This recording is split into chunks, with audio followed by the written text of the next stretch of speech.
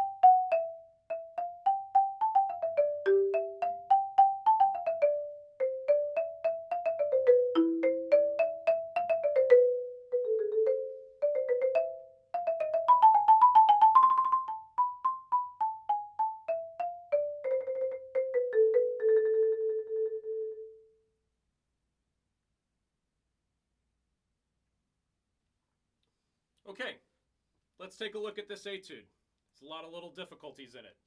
Starting off, the tempo is allegretto. That can be anywhere in the 92 to 108 range. I think if you can shoot for anywhere between 92 and 98, that'll be just fine. The section on the second page is what will determine the tempo. The beginning is relatively simple, but once you get into the long 16th note, intricate scalar passages, that's what's going to determine the tempo where you can actually play the piece. Okay, starts off at piano with the familiar Turkish March theme. I'm sure we've all heard this before. It gets used in innumerable movies and commercials and cell phone rings and other jingles.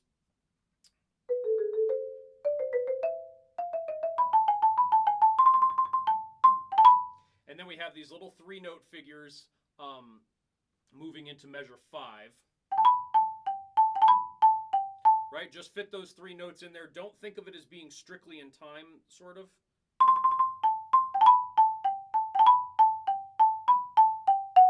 They're just modifying. The B there. And as we move through measure 3, there, I'm crescendoing up to about forte when I get to that high C roll, so that is big, and then I can scale it back for the next section. A reminder, don't take any of the repeats, but do take the DC al fine. All right, so then we're going to move into the next section, which is at mezzo forte. So take a step back. And then the end of that scalar passage is always accented, and then you connect with a 5th below that.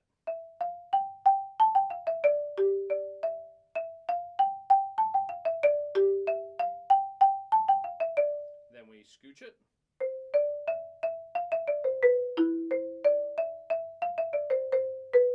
Sorry, apologize for the missed notes there. Then we have a little recap.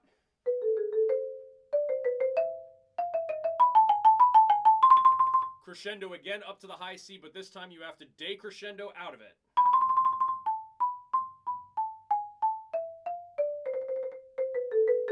I'm starting, after I roll the C, the 16th notes, I'm starting with my left hand.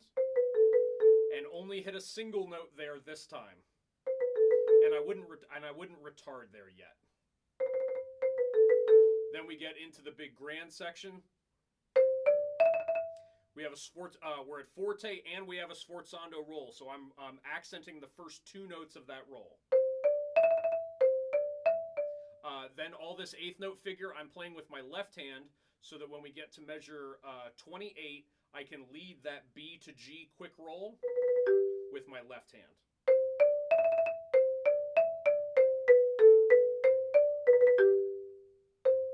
Sforzando again.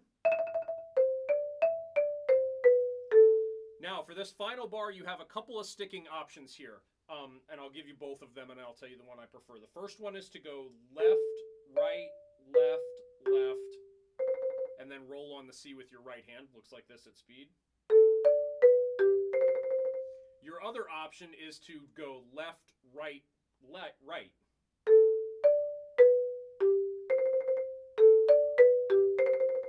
Either option is fine. I like doing left, right, right because that allows me to play a little more emphasis on the G to the C, 5-1.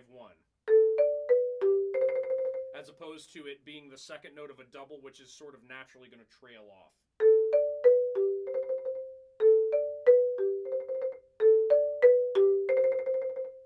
All right? Either sticking is fine, just make sure you're convincing in your interpretation. Okay, now, as we move into the pickups into measure 33, we have a very long, very extended 16th note section. Again, this is the section that's going to determine what speed you can play this piece. Starts off at piano up here in the high register. I'm going to play this much slower for now. Might want to write yourself in some courtesy G-sharp accidentals in this measure.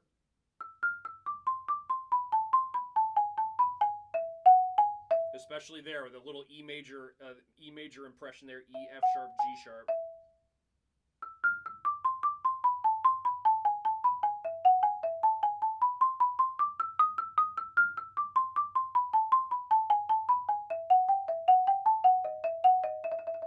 Apologies, I missed a note in there somewhere. This is very important. Look at beat 2 of measure 33 and beat 2 of measure 37.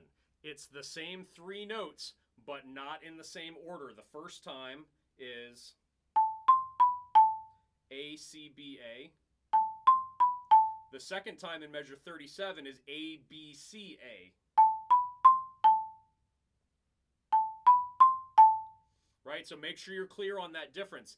Even though the material more or less repeats from the line above it, that one little figure is not the same. Right, I'll try to do this phrase again much slower.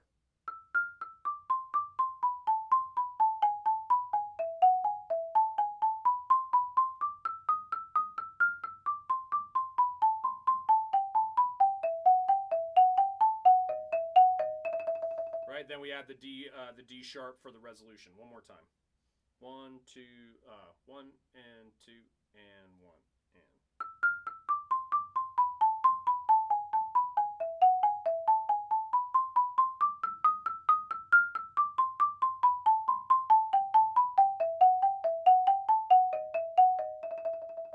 Right, and again, that phrase is more or less all at piano. Then the next phrase goes all the way up to forte. Don't pound. Draw the sound out of the instrument.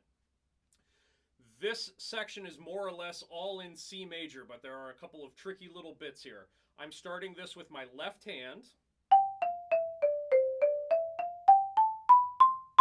And then there's 2 doubled notes. There's a doubled C at the top and then a doubled G in the middle back down.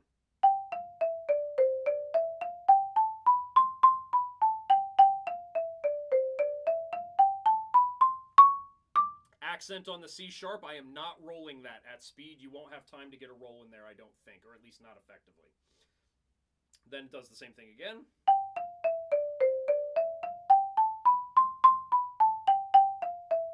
Then a little cadential figure, C major to G major back to C.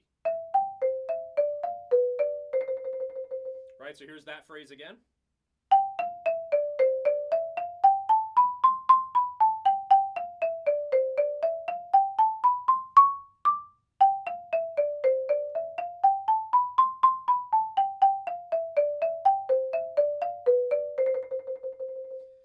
Then we have a complete recap of the phrase we just had, the piano phrase that starts on the high E. I'm not even going to bother to play it. It's exactly the same as the one that came before it. And again, notice the difference between and, right? Two little flips there. But again, it's exactly the same as the phrase before it. Then we go back to the beginning. We do the recap just the same as we did the first time. And then at the end, I'm choosing to retard, and you can either roll or not roll the last note. I'll start at the high C in measure 20 at the top of page 2. at the top of the second page, and I'll show you what that sounds like. Actually, I'll start from the last recap in measure 16. 1, 2, 1.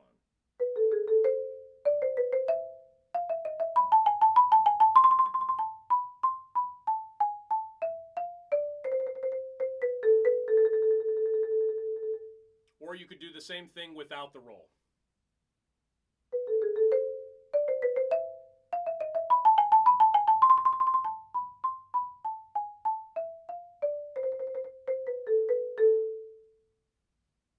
Either option is fine.